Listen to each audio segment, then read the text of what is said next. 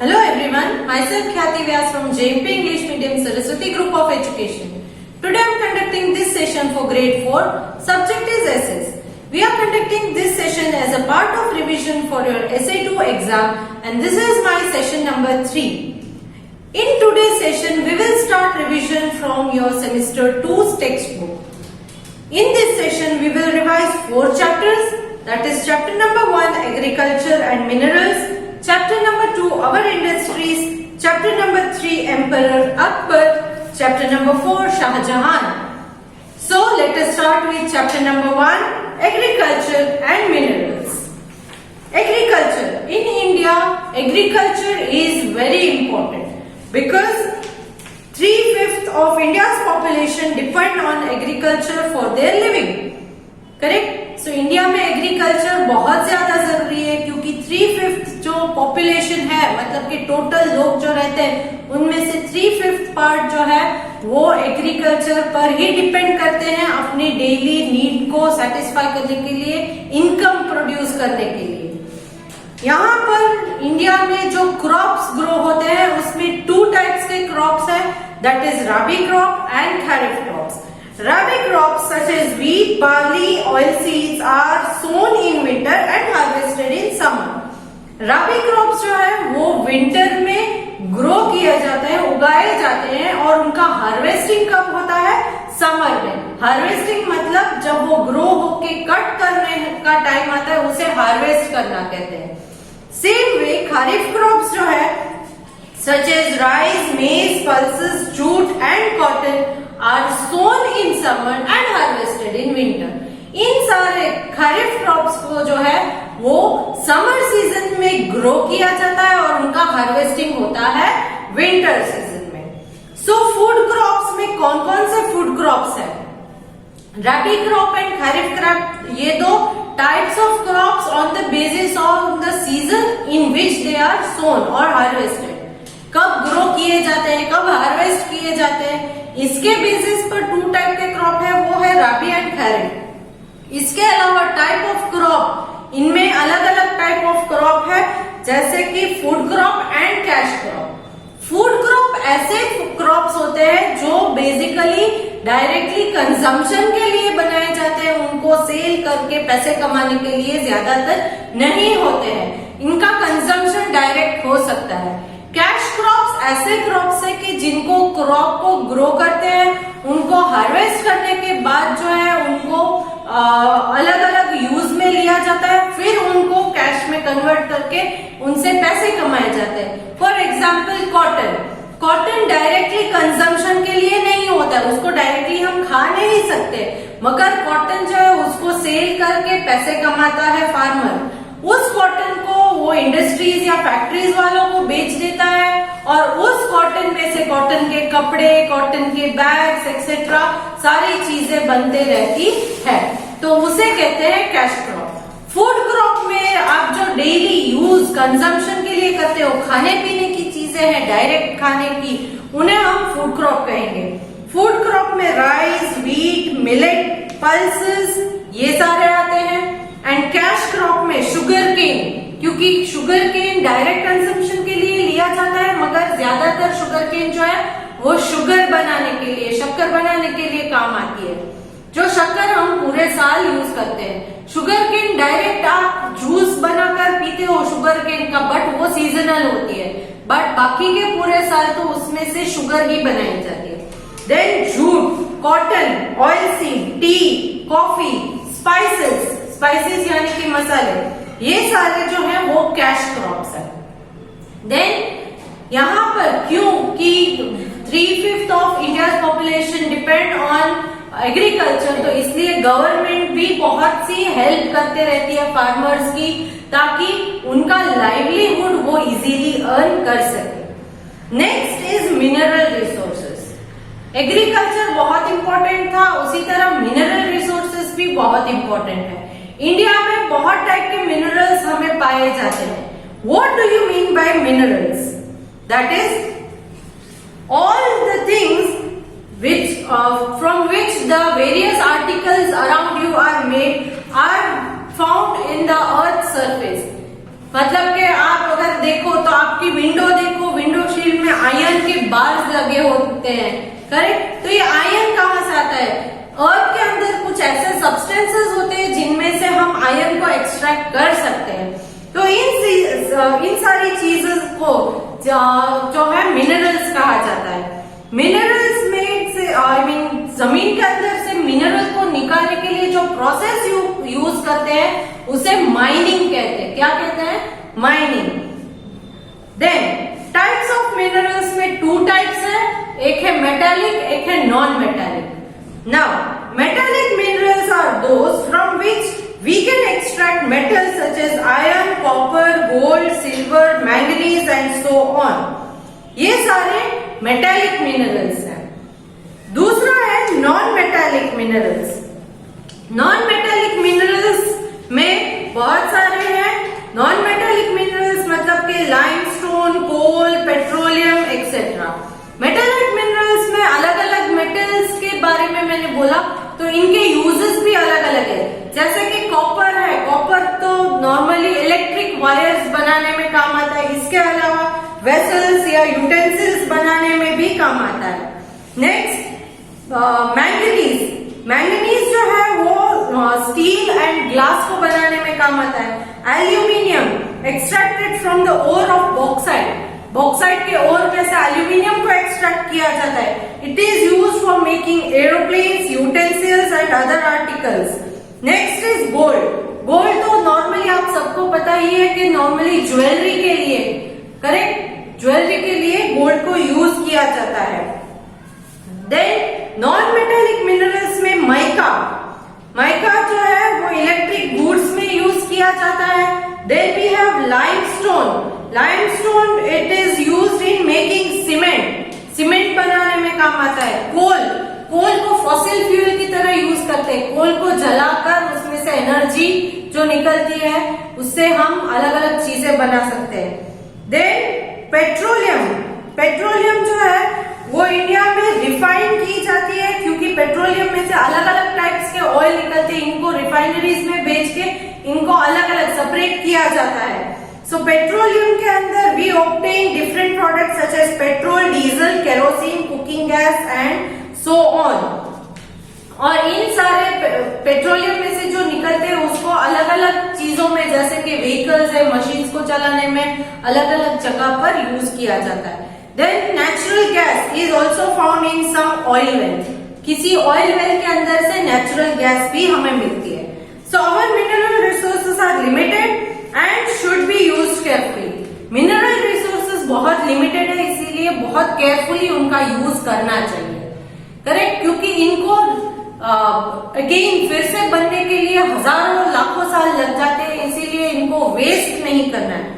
Once use they can not be replaced. एक बार use करने के बाद इनको हम रिप्लेस नहीं कर सकते। फॉर एग्जाम्पल आप स्कूटर चलाते हो, पेट्रोल का यूज होता है, तो उसको अगेन पेट्रोल जो है वो रिप्लेस करना है तो क्या होगा, फिर से आपको पेट्रोल के पंप पे जाके उसको रिफिल करना पड़ता है, बट वो फिर से बनता नहीं है। जैसे हमारी सनलाइट है या वाटर है, तो सनलाइट आज का जो कंजम्पशन होगा तो कल फिर से नेचुरली हमें मिलता रहता है, बट यहाँ ये पॉसिबल नहीं है। So we should use them carefully and wisely. Next second chapter is our industries.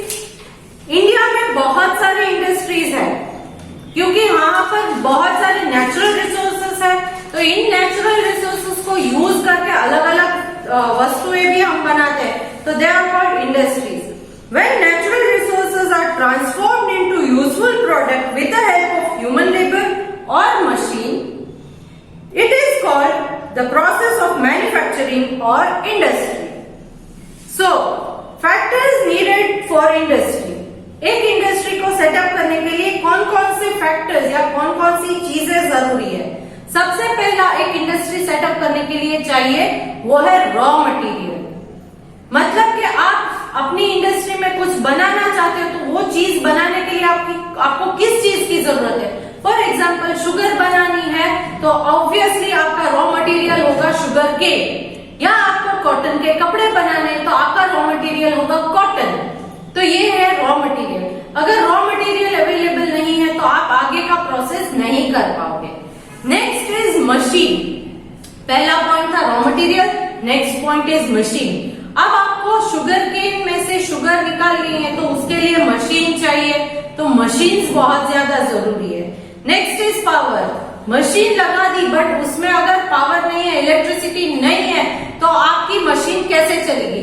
So power is also important. Power अलग अलग टाइप के पावर होते हैं। For example thermal power, nuclear और atomic power, hydro electric power. तो ये अलग अलग टाइप के पावर्स भी हैं जिनसे ये मशीन्स चलते हैं। Next is labour. First was raw material, then we learn about machines, then to run these machine we should have power, then we should have labor. Labour का मतलब है जो वर्कर्स काम करते हैं उनको हम लेबर कहते हैं। जैसे कि इंजीनियर्स है, साइंटिस्ट है, ये मैनेजर्स है, वर्कर्स है, ये सारे लोग जो मिलकर एक इंडस्ट्री को चलाते हैं उस मैन पावर को हम कहते हैं labour. Then we have money.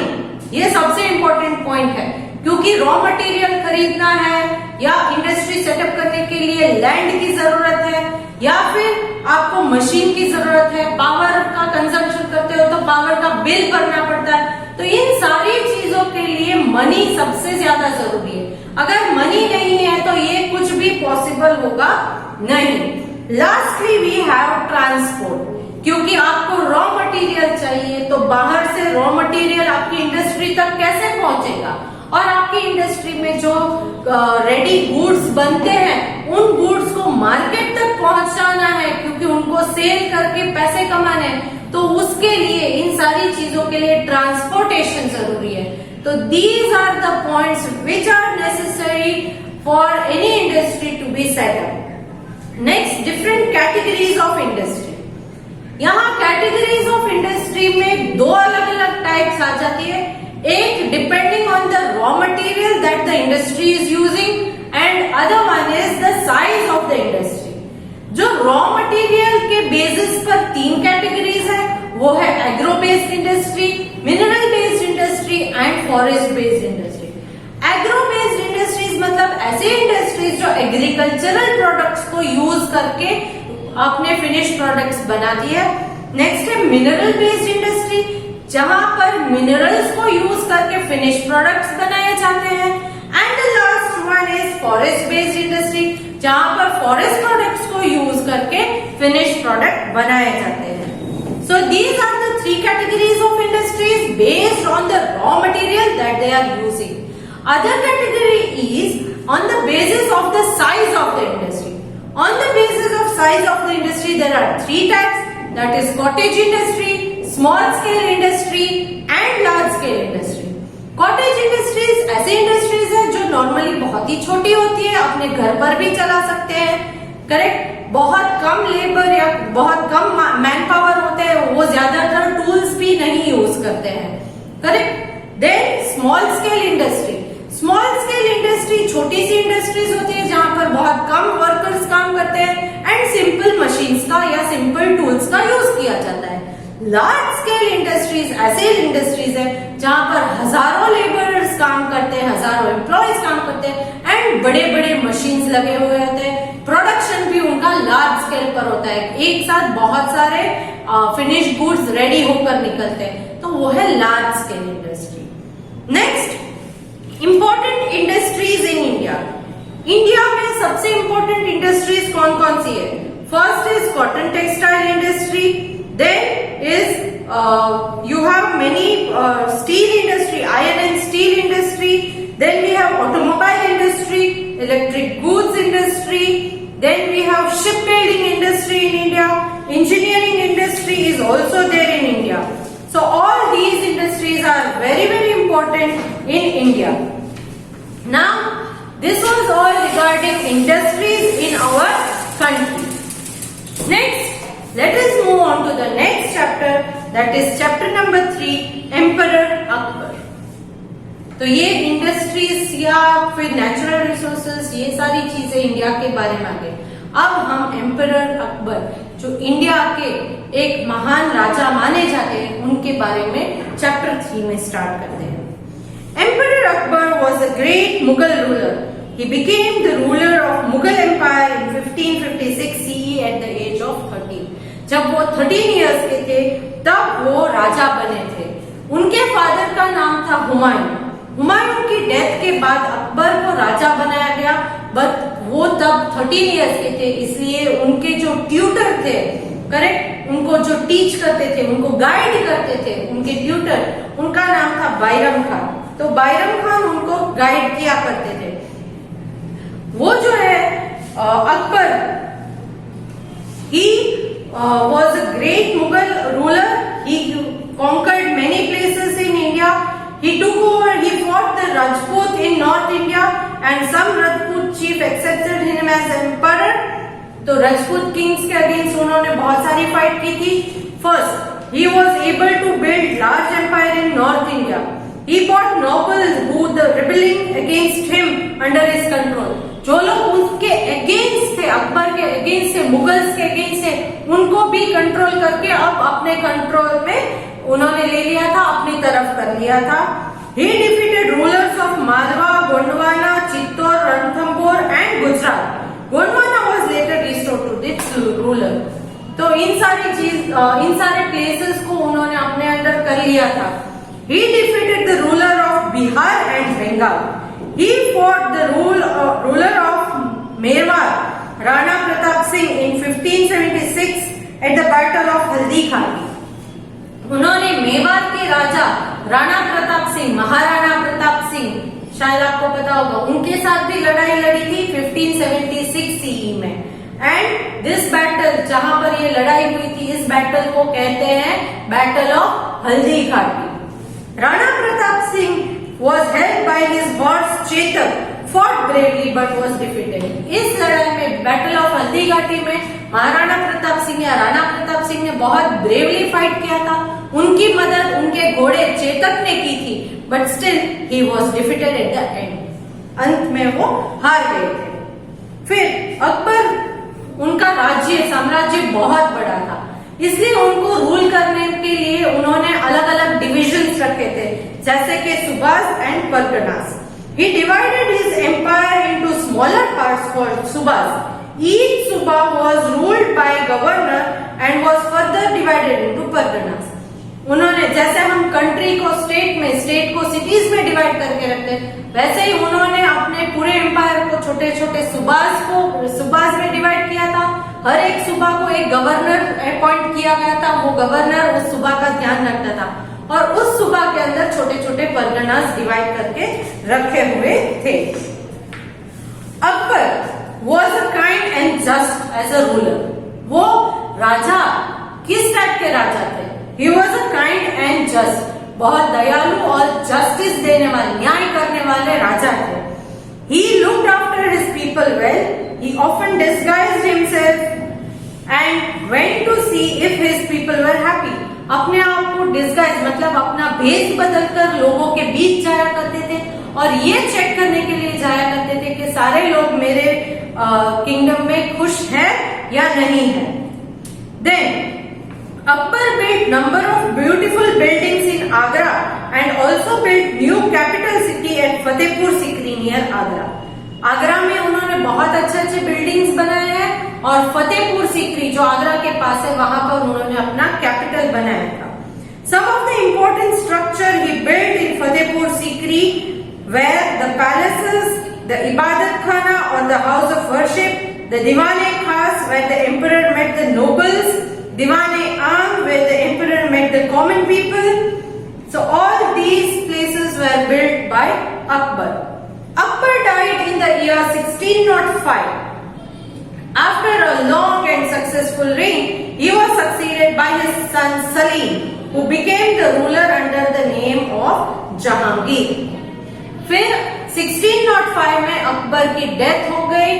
बहुत सक्सेसफुल राजा रहे थे और उनको सक्सेस किया उनके बेटे सलीम ने, जिसको जहांगीर के नाम से भी जाना जाता है। So this was all regarding Emperor Akbar. Next chapter is chapter number 4, Shah Jahan. Shah Jahan was son of Jahangir. मतलब शाहजहां के दादा कौन रहे होंगे? अकबर। अकबर के बेटे जहांगीर, जहांगीर के बेटे शाहजहां। मतलब शाहजहां के दादाजी कौन थे? Akbar. Now he became the ruler in the year 1627. He was a good ruler like Akbar and wanted to expand his empire. वो एक बहुत अच्छे रूलर थे और अपने एम्पायर को एक्सपांड करना चाहते थे.